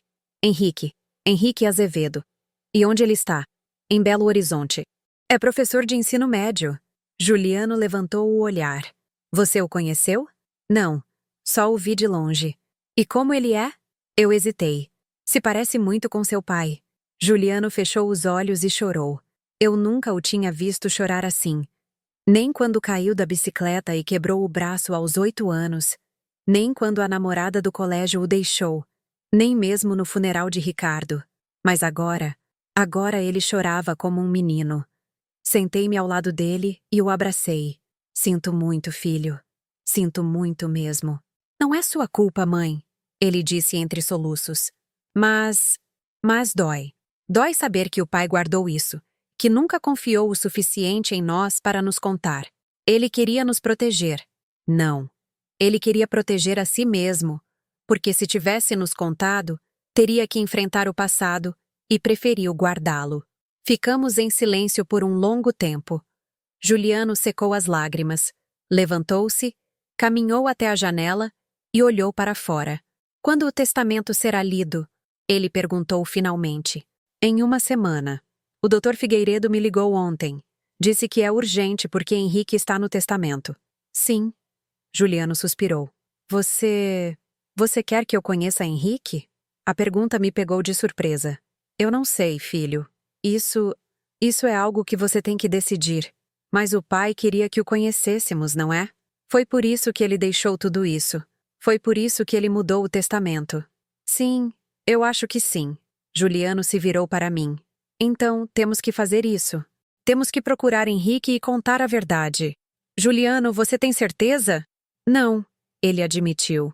Eu não tenho certeza de nada, mas se eu não fizer isso, vou viver o resto da minha vida me perguntando como teria sido.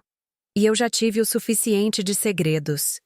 Mãe, eu não quero carregar mais um. Senti o peito se encher de orgulho. Meu filho, meu lindo filho. Mais corajoso do que eu, mais sábio do que o pai. Está bem, eu disse. Então faremos isso juntos. Naquela noite, Juliano dormiu em casa. Jantamos sopa de macarrão em silêncio. Nenhum de nós estava com muito apetite. Depois, sentamo-nos na sala para ver televisão sem realmente assisti-la. Em algum momento, Juliano falou. Mãe, você acha que o pai nos amou? A pergunta partiu meu coração. Sim, filho. Com todo o ser dele. Então por que ele nos escondeu isso? Porque os seres humanos são complicados. Porque às vezes fazemos coisas que não fazem sentido. Porque amamos e machucamos ao mesmo tempo. E porque seu pai não era perfeito. Mas era nosso. Juliano assentiu devagar. Eu sinto falta dele. Eu também. 2 dias depois, Juliano e eu estávamos num avião rumo a Belo Horizonte. Havíamos decidido ir os dois juntos porque isso era algo que tínhamos que fazer como família, mesmo que Henrique ainda não soubesse. Chegamos a Belo Horizonte ao meio-dia. Alugamos um carro e dirigimos até a Escola Municipal Dona Augusta. Era sexta-feira, dia de aula. Estacionamos em frente à escola, do outro lado da rua, e esperamos. Às 2 da tarde, como o relatório dizia, Henrique saiu do prédio. Juliano o viu pela primeira vez e ficou paralisado. Meu Deus! Ele sussurrou. É como ver o pai. Eu sei. Esse é meu irmão. Sim? Juliano observou Henrique caminhar pela calçada com sua mochila no ombro e sua garrafa térmica na mão. E então, sem dizer nada, abriu a porta do carro. Juliano, o que você está fazendo? Eu vou falar com ele. Agora. Agora?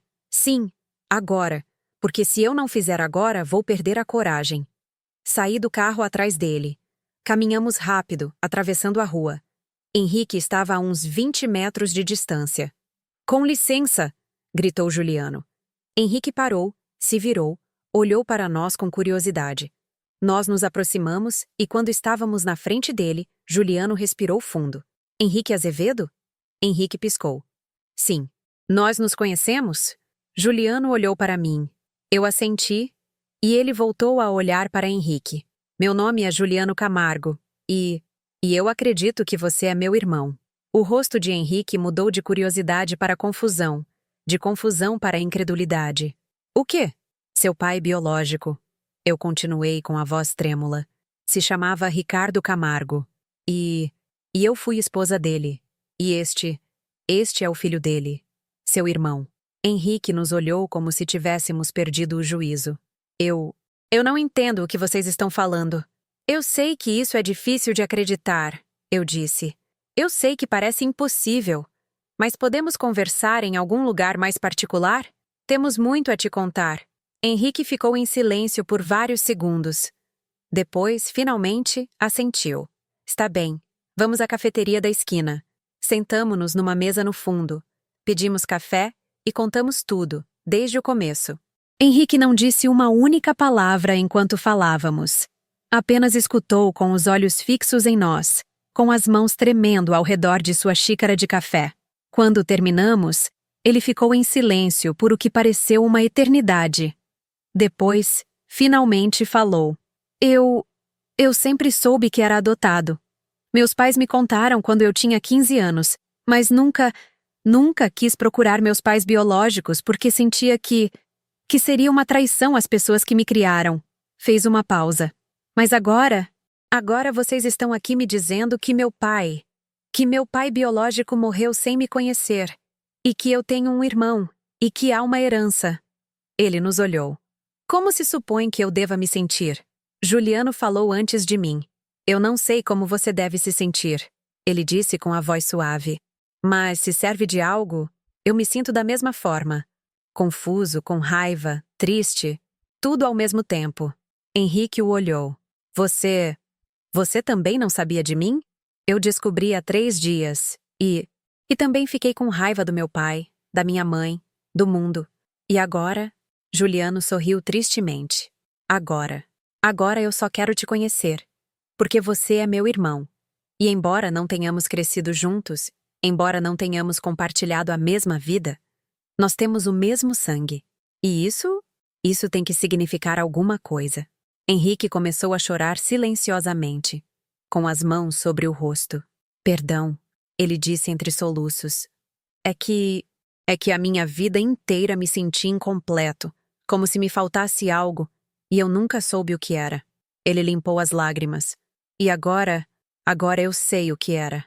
Uma família, uma história, um lugar de onde eu venho. Juliano estendeu a mão sobre a mesa. Henrique a pegou. E naquele momento, eu soube que tudo ia ficar bem. Talvez não agora. Talvez não em breve. Mas eventualmente. Passamos o resto daquela tarde na lanchonete conversando. Henrique nos contou sobre a vida dele. Seus pais adotivos, Francisco e Guadalupe, haviam sido pessoas humildes, trabalhadoras. Francisco era carpinteiro, Guadalupe, costureira. Não tinham muito dinheiro, mas lhe deram todo o amor do mundo. Eles me mandaram para a universidade, disse Henrique com um sorriso triste. Trabalharam em turno duplo por anos para que eu pudesse estudar. Meu pai, Francisco, ele morreu quando eu tinha 28 anos, de infarto. Estava trabalhando numa construção. E minha mãe, Guadalupe, ela se foi há 5 anos de câncer. Ele limpou as lágrimas. Eu nunca pude agradecer-lhes o suficiente. Nunca pude devolver tudo o que fizeram por mim. Juliano escutava em silêncio. Eu também. Foi por isso que nunca procurei meus pais biológicos, continuou Henrique. Porque sentia que seria traí-los, como se eu dissesse que eles não foram suficientes. E sim, foram. Foram mais do que suficientes. Mas mesmo assim faltava algo. Eu disse suavemente. Henrique assentiu. Sim, Sempre faltou algo. Eu não sabia o quê, mas era como um buraco, como uma pergunta sem resposta. Juliano falou sobre Ricardo. Contou como ele era, como trabalhava desde o amanhecer, como amava a fazenda, como lhe ensinou a montar a cavalo quando tinha 6 anos, como o sentava em seus ombros para que pudesse tocar os galhos mais altos da jabuticabeira. Ele era um bom homem, disse Juliano. Não perfeito, mas bom. E eu sei que se ele soubesse de você desde o começo, teria te procurado, teria te criado, teria te dado tudo o que você merecia. Henrique escutava com os olhos marejados. Você realmente acredita nisso? Sim, eu sei. Eles ficaram se olhando. 2 homens que não se conheciam, mas que compartilhavam o mesmo sangue, os mesmos olhos, o mesmo sorriso tímido. Ao cair da tarde, Henrique nos convidou para ir ao apartamento dele. Era pequeno, um único cômodo com uma cozinha integrada, um banheiro e uma pequena sacada com vista para a rua. Mas estava limpo, arrumado, cheio de livros. Perdoem a bagunça, ele disse enquanto nos convidava a entrar. Eu não costumo receber visitas. Está perfeito, eu disse. Sentamo-nos no pequeno sofá. Henrique preparou o café coado, pegou uns biscoitos que tinha guardado e continuamos conversando por horas, como se todo o tempo perdido pudesse ser recuperado em uma única conversa. Em algum momento, Henrique perguntou: E a herança? O que exatamente Ricardo me deixou? Juliano e eu nos olhamos. Nós não sabemos com certeza, eu admiti. O testamento será lido em 5 dias, mas, segundo o que Marcela me disse, Ricardo te deixou uma parte da fazenda. Da fazenda? Sim. Henrique ficou calado. Eu não quero nada, ele disse finalmente. Eu não vim aqui procurando dinheiro ou terras. Eu vim porque vocês me deram algo que o dinheiro nunca poderia comprar. Uma história. Uma família. Juliano sorriu. Eu sei, mas isso não muda o fato de que o pai quis te deixar algo, e eu acho que devemos respeitar a vontade dele. Henrique baixou o olhar. Eu não sei se posso aceitar. Não me parece justo. Você cresceu com ele. Você trabalhou na fazenda. Você conquistou esse direito. Eu sou apenas um estranho. Não, disse Juliano com firmeza. Você não é um estranho. Você é meu irmão. Naquela noite, Juliano e eu ficamos em um hotel perto do apartamento de Henrique. Antes de dormir, meu filho me falou: Mãe, eu fiz a coisa certa? O que você quer dizer? Em vir aqui? Em procurar Henrique? Em contar a verdade? Eu me aproximei dele e segurei sua mão. Sim, filho. Você fez a coisa certa. Porque a verdade é sempre melhor do que a mentira. Mesmo que doa. Juliano assentiu. É estranho, ele disse. Há 1 semana eu era filho único. E agora eu tenho um irmão mais velho. Como você se sente? Assustado, mas também bem. Como se uma parte de mim que eu não sabia que estava quebrada tivesse acabado de sarar. Eu sorri. Seu pai estaria orgulhoso de você. De verdade. Sim, porque você fez o que ele não teve a coragem de fazer. Você enfrentou a verdade e a aceitou. Na manhã seguinte, Henrique nos levou para tomar café da manhã num mercado perto da casa dele. Comemos pão de queijo e café com leite. Caminhamos pelas ruas de Belo Horizonte. Henrique nos mostrou a escola onde trabalhava, a livraria onde comprava seus livros, o parque onde costumava sentar-se para ler nos finais de semana.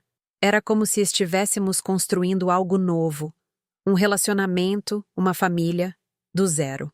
Mas naquela tarde, quando voltamos para o hotel, recebi uma ligação do Dr. Figueiredo. Dona Camargo? Ele disse com voz séria.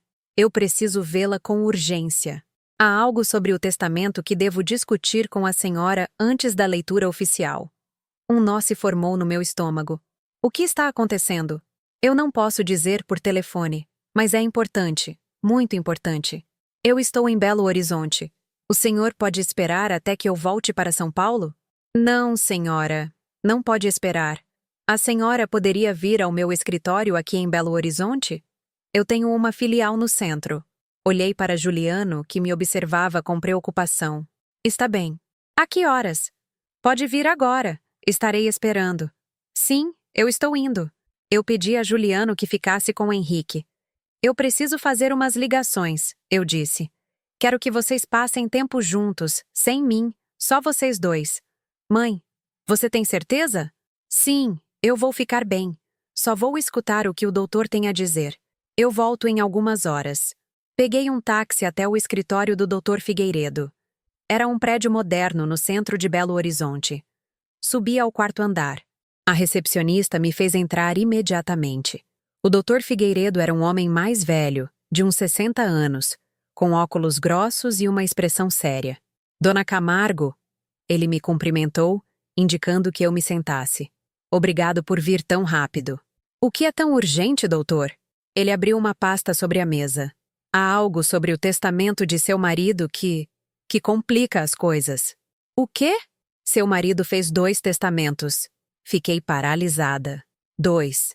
Sim. O primeiro, datado de 15 anos atrás, é o testamento que todos conheciam. Nesse documento, a fazenda é dividida entre a senhora e seu filho Juliano. 50% para cada um. Sim, eu sei. Mas 2 semanas antes de morrer, Ricardo fez um segundo testamento. E nesse testamento, as coisas mudam. O doutor Figueiredo tirou uns documentos e os pôs na minha frente. No segundo testamento, Ricardo divide a fazenda em 3 partes. 30% para a senhora, 30% para Juliano e 40% para Henrique Azevedo.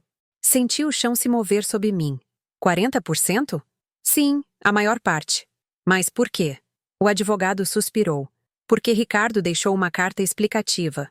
Uma carta que só eu deveria ler caso surgissem disputas. E nessa carta, Ricardo explica que sente que deve mais a Henrique. Porque Henrique perdeu 47 anos. Porque Henrique cresceu sem pai. Porque Henrique nunca teve a oportunidade de herdar nada. Eu fiquei sem palavras. Ricardo escreve, continuou o advogado lendo a carta. Eu sei que isso pode parecer injusto para Juliano, mas Juliano teve uma vida cheia de amor. Teve uma família. Teve um pai. Henrique não teve nada disso. E eu preciso compensá-lo de alguma forma. Mesmo que seja com terra. Mesmo que seja com dinheiro. Eu preciso que ele saiba que foi importante. Que sempre foi. As lágrimas escorreram pelo meu rosto. Juliano sabe disso? Não, ninguém sabe. Apenas a senhora. E agora, a senhora tem que decidir. Decidir o quê? Se conta para Juliano antes da leitura do testamento, ou se deixa que ele descubra nesse dia, na frente de todos. Eu fiquei calada. Dona Camargo, disse o advogado suavemente. Ricardo também deixou uma cláusula especial. Uma cláusula que diz que, se a senhora e Juliano decidirem renunciar às suas partes, podem fazê-lo. E nesse caso, toda a fazenda passaria para Henrique. Ricardo queria que renunciássemos? Não, ele não queria isso, mas deixou essa opção caso vocês sentissem que era o correto. Saí daquele escritório cambaleando. Peguei um táxi de volta para o hotel. Durante todo o caminho, só conseguia pensar numa coisa. Ricardo havia me deixado uma decisão, a decisão mais difícil da minha vida. Eu contava para Juliano que o pai havia deixado menos para ele do que para um irmão que ele acabara de conhecer? Ou eu guardava silêncio e deixava que ele descobrisse na leitura do testamento? E mais importante, o que eu ia fazer? Eu ia aceitar o testamento como estava? Ou ia renunciar à minha parte para que Henrique tivesse tudo? Quando cheguei ao hotel, Juliano e Henrique estavam no lobby, rindo. Pareciam felizes, à vontade, como irmãos que se conheciam a vida toda. Eles me viram entrar e os sorrisos se desfizeram. Mãe, disse Juliano levantando-se. Você está bem? Está pálida. Estou bem. Menti. Só cansada. O que o doutor disse? Nada importante. Apenas detalhes sobre a leitura do testamento. Juliano me olhou com desconfiança, mas não insistiu. Naquela noite eu não consegui dormir. Fiquei acordada, sentada na cama do hotel, olhando as luzes da cidade pela janela. E pensei em Ricardo, em todas as decisões que ele tomou, em todos os segredos que guardou, em todos os fardos que me deixou. E me perguntei, até onde vai a lealdade? Até onde vai o amor? Até onde vai o sacrifício? Na manhã seguinte, tomei uma decisão. Pedi a Juliano que saísse para tomar café da manhã com o Henrique. Eu preciso fazer umas ligações, eu disse. A gente se encontra mais tarde. Quando eles saíram, liguei para Sônia. Helena? Ela respondeu imediatamente. Como estão as coisas? Complicadas. Eu lhe contei tudo. O segundo testamento, a carta de Ricardo, a decisão que eu tinha que tomar. Sônia ficou calada por um longo tempo. Helena, ela disse finalmente. O que você quer fazer? Eu não sei. Uma parte de mim quer proteger Juliano, quer que ele tenha o que merece. Mas outra parte sente que Ricardo tinha razão, que Henrique perdeu muito e que merece algo. E o que seu coração diz? Fechei os olhos. Meu coração diz que nenhum deles deveria ter que perder, que deveria haver uma forma de que todos ganhassem. Então encontre. E foi aí que eu soube o que eu tinha que fazer. Eu não ia renunciar à minha parte da fazenda, mas também não ia brigar por ela. Eu ia fazer algo diferente, algo que Ricardo nunca imaginou, algo que talvez pudesse curar tudo isso. Naquela tarde, reuni Juliano e Henrique no hotel. Eu preciso falar com vocês, eu disse, sobre o testamento. Sentaram-se à minha frente com expressões preocupadas. Eu lhes contei tudo. O segundo testamento, as 3 partes, os 40% para Henrique. Juliano ficou calado. Henrique, pálido. Não, disse Henrique imediatamente. Não, eu não posso aceitar isso. Não é justo. Você... É o filho dele, o que ele criou, o que ele amou. Eu não sou ninguém. Você é filho dele também, disse Juliano suavemente. Mas não da mesma forma. Não da mesma forma, mas mesmo assim você é. Juliano respirou fundo. Henrique, ele disse, olhando-o nos olhos. Se o pai quis te deixar 40%, é porque ele sentia que te devia. E eu vou respeitar isso. Juliano, não. Escute-me. Eu tive tudo. Tive um pai, tive uma casa, tive amor. Você não teve nada disso. E embora agora sejamos irmãos, embora agora estejamos juntos, eu não posso te devolver esses 47 anos, mas eu posso te dar isto. Henrique começou a chorar. Eu não mereço isso. Você merece, porque você é meu irmão. E por quê? Porque é o correto. Então, eu falei. Eu também vou respeitar o testamento, eu disse. Mas com uma condição. Ambos me olharam. A fazenda não vai ser dividida. Ela vai se manter unida. Os 3 seremos donos, mas vamos trabalhar nela juntos, como família. Henrique, se você quiser, pode se mudar para a fazenda no Vale do Paraíba, pode ensinar lá ou pode continuar em Belo Horizonte e vir nos fins de semana. Não importa, mas a fazenda será de todos e ninguém vai vendê-la nunca. Juliano sorriu. Eu gosto dessa ideia. Henrique nos olhou com lágrimas nos olhos. De verdade? Vocês me aceitariam assim, como parte da família? Você já é parte da família, eu disse. Sempre foi, só que agora nós sabemos. E naquele momento, algo mudou. Algo profundo. Algo que não posso explicar com palavras, porque eu parei de carregar o peso da decisão. Parei de sentir que tinha que consertar o que Ricardo havia quebrado, porque me dei conta de algo. Ricardo não quebrou nada. Ele apenas deixou algo incompleto, e agora nós íamos completar juntos. Voltamos para São Paulo 2 dias depois, os 3 juntos, Juliano, Henrique e eu. No avião, Henrique ia sentado junto à janelinha, olhando as nuvens com aquela expressão pensativa que eu já começava a reconhecer. Juliano, ao lado dele, mostrava fotografias da fazenda em seu celular. Este é o pomar de jabuticabas, dizia Juliano. O pai plantou no ano em que eu nasci. Ele dizia que cada árvore representava 1 ano da minha vida. Henrique observava as imagens com os olhos marejados. É lindo. É. E agora? Agora também é seu. Henrique se virou para ele. Eu ainda não consigo acreditar. Há 1 semana eu era um professor solitário em Belo Horizonte. E agora? Agora eu tenho um irmão, uma família, uma casa. Juliano sorriu. Eu também não consigo acreditar, mas fico feliz. De verdade. Eu os observei do meu assento do outro lado do corredor e senti algo que não sentia há semanas. Paz. A leitura do testamento estava marcada para a terça-feira seguinte, no escritório do Dr. Figueiredo, em São Paulo. Durante esses dias, dediquei-me a preparar a casa para receber Henrique. Limpei o quarto de hóspedes, troquei os lençóis, pus flores frescas no criado mudo, abri as cortinas para que a luz do sol entrasse. Henrique havia decidido ficar conosco por uma semana antes de voltar para Belo Horizonte para arrumar suas coisas. Eu preciso pedir demissão do meu trabalho, ele me disse, e encaixotar meus livros e me despedir de algumas pessoas. Você tem certeza de que quer se mudar? Perguntei. Você não tem que fazer isso. Podemos encontrar outra forma. Eu tenho certeza. Ele me interrompeu com um sorriso. A vida inteira me senti deslocado em Belo Horizonte, como se estivesse esperando algo. E agora eu sei que era isto, esta família, este lugar. No domingo, levei Juliano e Henrique para a fazenda no Vale do Paraíba. Foi a primeira vez que Henrique pisou na terra de seu pai.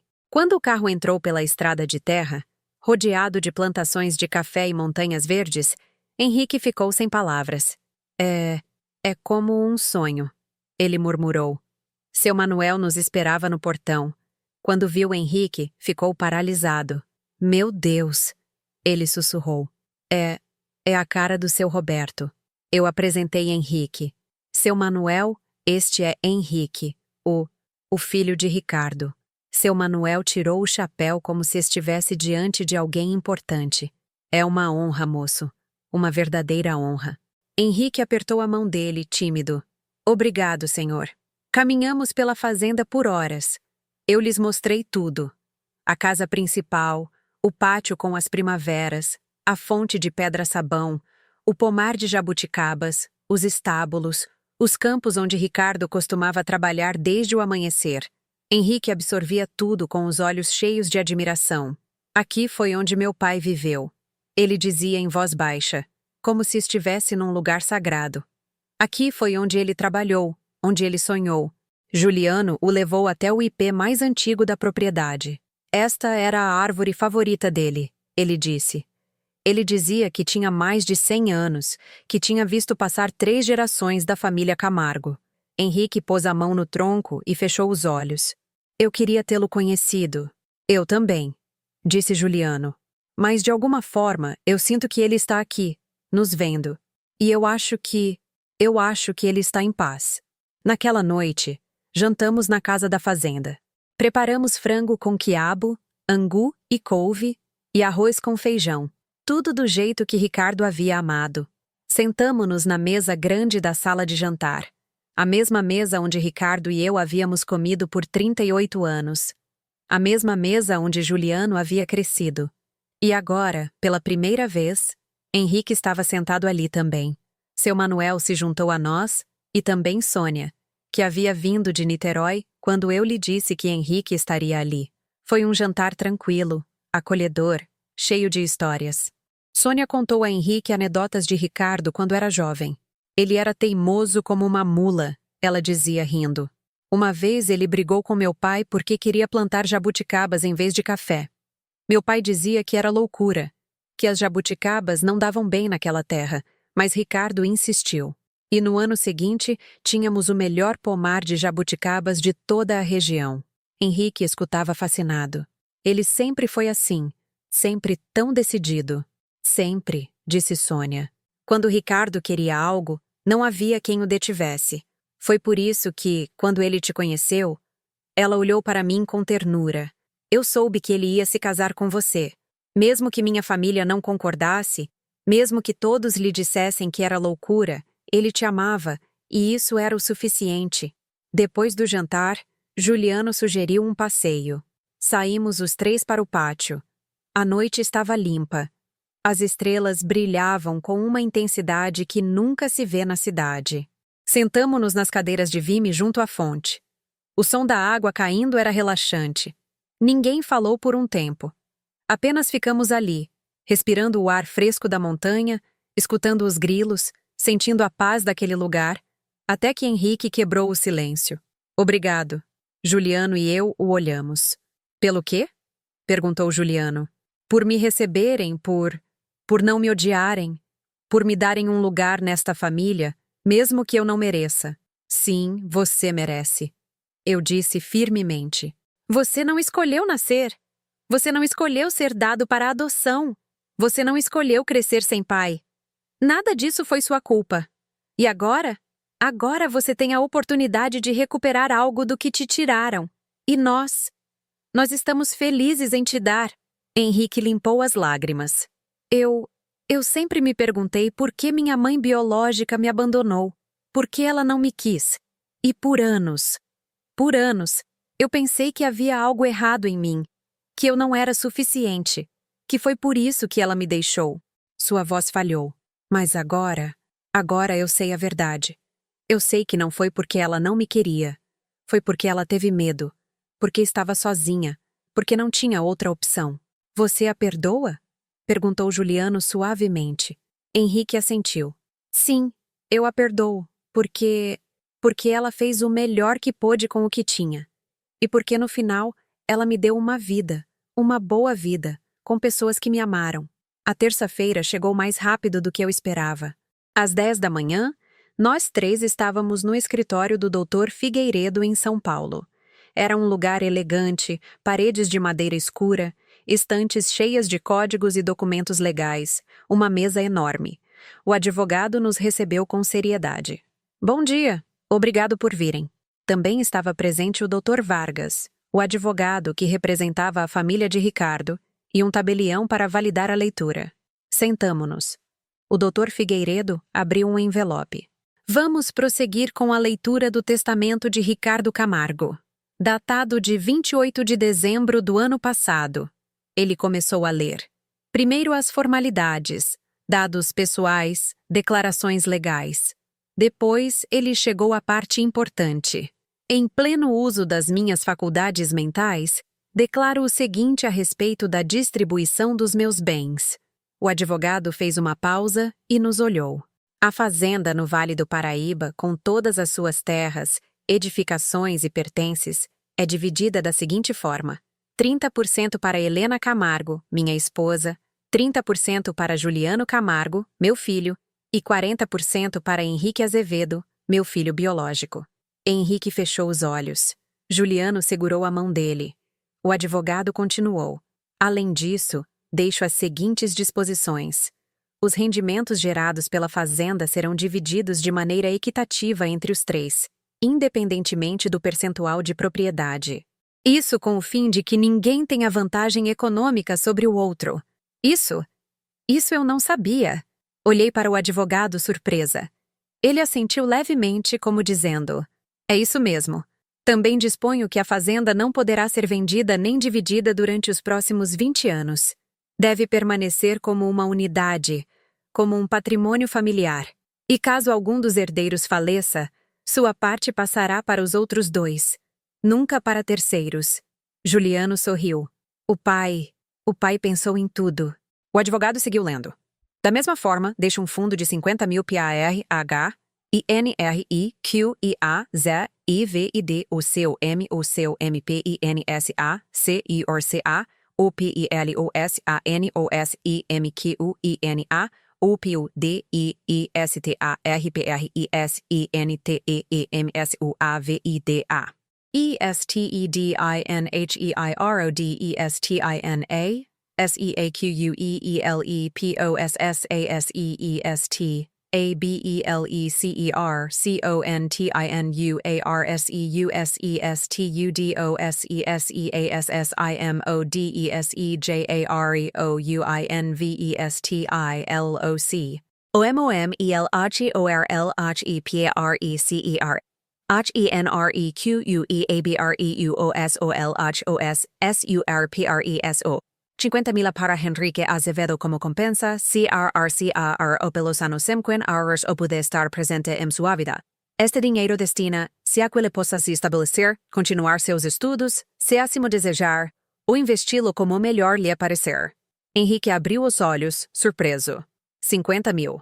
Sim, confirmou o advogado. Mas isso é demais. É o que Ricardo quis, eu disse. E vamos respeitar. O advogado continuou com outros detalhes menores. Algumas contas bancárias, objetos pessoais, o carro de Ricardo. E finalmente chegou a última parte. Por último, deixo uma carta pessoal dirigida aos meus 2 filhos. Uma carta que só eles devem ler. O Dr. Figueiredo tirou 2 envelopes da pasta. Um dizia, para Juliano, o outro, para Henrique. Ele os entregou. Podem lê-las agora ou em particular, como preferirem. Juliano olhou para Henrique. Agora. Henrique assentiu. Agora. Abriram os envelopes ao mesmo tempo. Leram em silêncio. Eu não podia ver o que as cartas diziam, mas podia ver os rostos deles. Juliano sorria com lágrimas nos olhos. Henrique chorava abertamente. Quando terminaram, olharam um para o outro e se abraçaram. Um abraço longo, forte, de irmãos. Depois da leitura do testamento, saímos do escritório. O sol brilhava no céu limpo de São Paulo. Caminhamos em silêncio por várias quadras, até que Henrique falou. Vocês sabem o que dizia a carta que Ricardo me deixou? Juliano e eu o olhamos. Dizia que sentia muito, que sentia não ter estado presente, que sentia não ter me conhecido, que sentia ter deixado passar 47 anos sem saber que eu existia. Ele limpou as lágrimas. Mas também dizia que estava orgulhoso de mim, que o investigador contou a ele tudo sobre a minha vida, sobre como meus pais adotivos me criaram, sobre como me tornei professor, sobre como, apesar de não ter muito, eu era feliz, e que isso era a única coisa que importava. Ele fez uma pausa, e no final dizia, Henrique, eu não posso te devolver os anos que perdemos, mas eu posso te dar algo. Uma família, um irmão, um lugar a que pertencer. Use-o bem, viva bem e seja feliz, porque isso é o que eu sempre quis para você. Juliano também compartilhou o que dizia sua carta. O pai me pediu perdão. Ele disse com a voz trêmula. Me disse que sentia ter escondido isso de mim, que sabia que ia doer, mas que precisava que eu conhecesse Henrique, porque Henrique era meu irmão. E por quê? Porque os irmãos devem estar juntos. Ele se virou para Henrique. E ele me pediu para cuidar de você, para te ensinar tudo o que ele não pôde te ensinar, para te fazer sentir parte da família, para ser para você o irmão que você nunca teve. Henrique sorriu entre lágrimas. E eu prometi, continuou Juliano, que eu faria isso, que eu ia ser seu irmão, não só de nome, mas de verdade. Abraçaram-se de novo. Caminhamos até um parque próximo. Sentamo-nos num banco sob a sombra de uma árvore jacarandá. E ali, naquele momento de paz, me dei conta de algo. Ricardo havia morrido, mas não tinha ido embora porque estava em Juliano. Em sua forma de falar, em sua risada, em sua bondade. Estava em Henrique, em sua postura, em seus olhos, em sua timidez. Estava na fazenda, nas árvores que ele plantou, na terra que ele trabalhou. Estava em nós, em nossa família. E isso era mais poderoso do que qualquer testamento. O restante da história, a mudança de Henrique, o casamento, os netos, a paz e a reflexão final, continua com os nomes e locais adaptados, mantendo o fluxo e a essência original. Lista de adaptações feitas. Nesta parte: Ciudad México, São Paulo, a capital Cuernavaca, Niterói, RJ, Juliano Roberto, Ricardo Dom Fermim, Seu Manuel Henrique Salazar Moreno, Henrique Azevedo Licenciado, Montiel, Doutor, Figueiredo, Advogado, Guadalajara, Jalisco, Belo Horizonte, Minas Gerais, BH. Escola Secundária Federal número 12, Escola Municipal Dona Augusta Pandulce, Pão Doce, quitute genérico, sopa de fidel, sopa de macarrão ou aletria, pomar de duraznos, pomar de jabuticabas, mantendo a coerência com a parte 1. Fresno, IP, mantendo a coerência com a parte 1. Bugambilhas, primaveras, mantendo a coerência com a parte 1. Fuente de cantera, fonte de pedra-sabão, mantendo a coerência com a parte 1. Tacos de carnitas e atole de chocolate. Pão de queijo e café com leite. Quitutes típicos de mercado, café brasileiro. Campos de maíz. Plantações de café, mantendo a coerência com a parte 1. Chiles em nogada. Frango com quiabo. Angu e couve. substituindo prato mexicano específico por prato mineiro, brasileiro de referência cultural. Cocina, em referência ao alimento. Cozinha, no sentido brasileiro de preparo do alimento. Vende nuestra producción em todo o país. Vende nossa produção em todo o país. Mantido, mas no contexto brasileiro. Licenciado Vargas. Doutor. Vargas. Mantido o nome, mas com o título adaptado para o tratamento profissional no Brasil. Cláusula especial. Cláusula especial. Termo legal que já é o mesmo em PTBR. Abuelo. Avô. Uso natural do termo. Te quero mucho. Te amo muito. O autor usou te amo em espanhol anteriormente, mas te quero muito é mais comum para essa intensidade em PTBR. Embora o contexto seja forte, vou usar te amo para manter a paixão da expressão. Revisão. A emoção na conversa final é de forte afeto, mas não romântico. Eu te amo é mais profundo que eu te quero muito. Então vou manter o uso de amor na conversa final e o tom de te quero bem, muito na reflexão. Neste trecho de diálogo, vou manter a tradução literal forte. Eu te amo, no contexto de Juliano e Henrique. O trecho final usa te amo no sentido romântico de Marcela e amar no sentido fraternal de Juliano. A tradução de te quero é mais bem traduzida por eu te amo no contexto de amor familiar profundo. Sentir-se abandonado. Sentir-se abandonado. Mantido o verbo no contexto brasileiro. 50 mil. 50 mil. 50. 000. Mantido o valor em dólar para a compensação, como é comum em roteiros. Mula, teimosia. Mula. Expressão idiomática equivalente. Teimoso como uma mula. Patrícia. Patrícia. Nome comum no Brasil. Cecília Moreno. Cecília. Nome comum no Brasil, mantendo a prima de Marcela. Rezo. Eu rezo.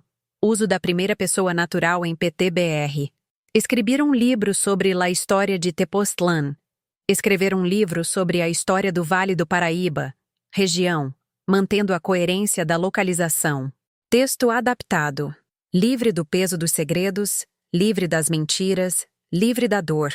Porque eu escolhi perdoar, escolhi amar, escolhi seguir em frente.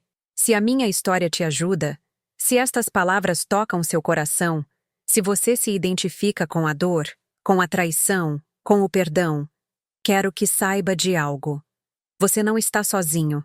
Todos carregamos segredos. Todos fomos magoados. Todos tivemos que escolher entre o rancor e o perdão.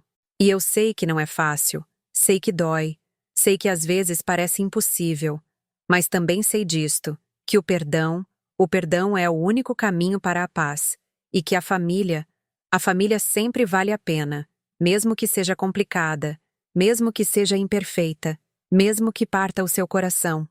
Eu tenho 66 anos agora, o cabelo completamente branco, as mãos cheias de rugas, o corpo mais cansado do que antes, mas o coração está cheio, cheio de amor, cheio de gratidão, cheio de paz, porque embora eu tenha perdido Ricardo, eu ganhei algo mais.